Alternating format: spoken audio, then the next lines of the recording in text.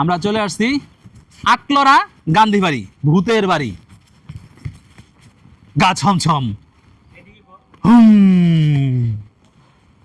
এই যে কয়েকটা ভূত দেখতে পাচ্ছেন আশেপাশে, ঠিক আছে? আসো আসো আসো।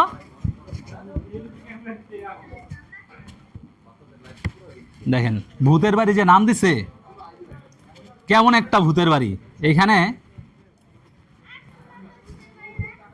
ও মাই গড, এখানে কি হয় দেখেন। একটা ভূতের বাড়ি যে নাম দিছে, ভূতের মতোই লাগতেছে সবকিছু। গা ছমছম, গম গম করতেছে। আর এই পাশে চলতেছে পিকনিক, ঠিক আছে? বহুত লোক আসছে পিকনিকের জন্য, রান্না বান্না চলতেছে। আসলে খুবই সুন্দর জায়গাটা। এই যারা বিড়ি খেতেছে ভালো করে দেখা, তোমরা মনে হয়